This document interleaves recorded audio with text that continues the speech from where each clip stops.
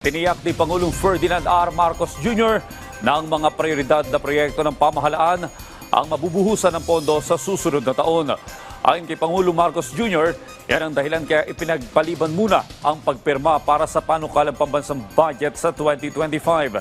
Paliwanag ng Chief Executive, kailangan pa kasing pag-aralan nitong mabuti lalo't may ilang pagbabago sa budget request ng ilang ahensya ng pamahalaan.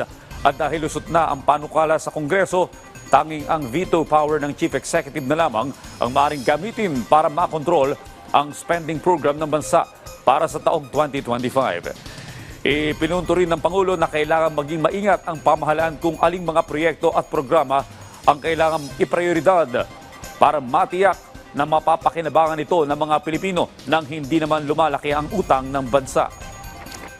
We are starting to see some project proposals that do not have the appropriate program of work, hindi walang appropriate na documentation, hindi maliwanag kung ano saan pupunta ang pera. Kaya yun ang liliwanagin natin. Maging maliwanag. Hindi naman, it's not as if that hindi naman tayo nagkaroon ng napakalaking budget napakalaking budget na savings. Hindi nga kulang-kulang eh. Kaya kailangan maingat tayo. Kasi yung ginagastos dyan, hindi naman karamihan, pero meron dyan, utang yan. Kaya kailangan mapunta sa tama para mabayaran natin yung utang. May bawi naman tayo dun sa ginastos natin, dun sa inutang natin. And that's what we are trying to clarify now.